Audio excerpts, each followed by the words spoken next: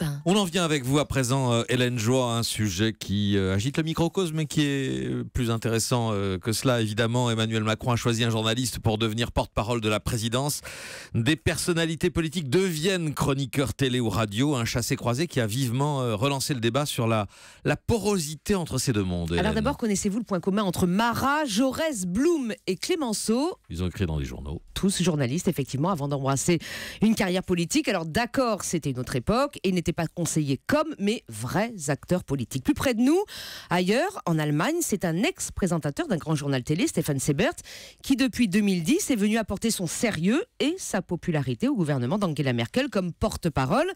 Alastair Campbell, en Grande-Bretagne, a accompagné toute la carrière de Tony Blair comme directeur de communication et spin doctor. Il était journaliste avant, puis après, sans que cela soulève des cris d'orfraie dans leurs pays respectifs. Il y a des exemples aussi aux États-Unis, à la Maison-Blanche. Pourquoi chez nous ça passe mal? La nomination de Bruno Regé-Petit à l'Élysée passe mal, surtout parmi les journalistes, où l'on parle de trahison. Pas mieux, effectivement, pour battre en brèche le mythique quatrième pouvoir. Au passage, on relèvera qu'Emmanuel Macron est peu imaginatif en la matière. Depuis 40 ans, tous les présidents ont eu recours au service d'un journaliste, Giscard, Hollande, Sarkozy.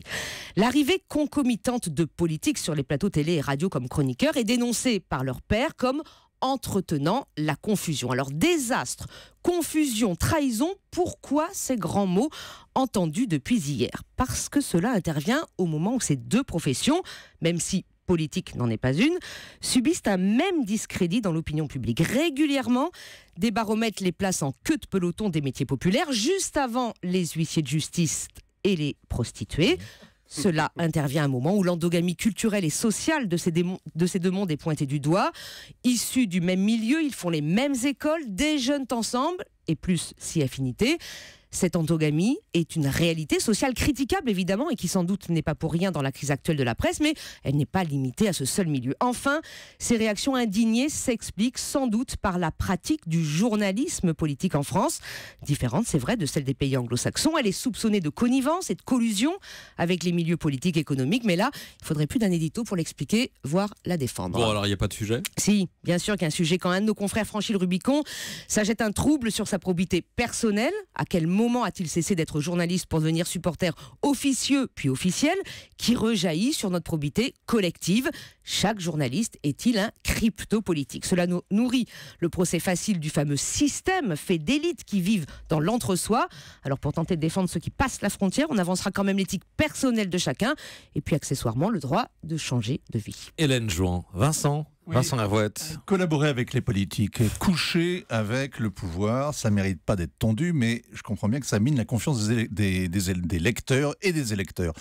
La question, c'est que vous dites le Rubicon. Moi, ce que je voudrais comprendre, c'est qu'est-ce que deviennent les journalistes qui ont servi les politiques? Est-ce qu'ils retournent ensuite dans leur rédaction? Qu'est-ce que sont devenus, par exemple, nos amis, nos anciens confrères, Laurent Sailly? Ils reviennent très rarement. C'est-à-dire qu'ils essaient parfois de revenir, parce que certains sont balayés avec les gens qu'ils vont servir, dans le pouvoir qu'ils vont servir, et tentent de revenir pour retrouver du boulot. Ce retour est très difficile et sans doute n'est-il pas souhaitable d'ailleurs, parce que si on a le droit de changer de vie et à un moment donné de se dire que en tant que citoyen on a envie de s'engager dans une autre vie, c'est vrai qu'alors là la confusion des genres est au paroxysme. Si on revient, sincèrement il y en a très peu qui sont revenus. J'en ai même pas en tête qui soient effectivement revenus dans le milieu journalistique. Moi j'en ai un aux États-Unis et en France aussi, prestigieux, Pierre Salinger, qui a été journaliste, qui a été directeur de la presse de la campagne de Kennedy, qui a été porte-parole de la Maison-Blanche sous Kennedy et sous Johnson aussi, et qui a ensuite fait une carrière assez prestigieuse et magnifique, à la fois dans la presse internationale pour Time, je crois, pour l'Express en France. Right. C'est le seul, je crois, avoir fait cet aller-retour-là, l'un des seuls en tout cas. Europe 1.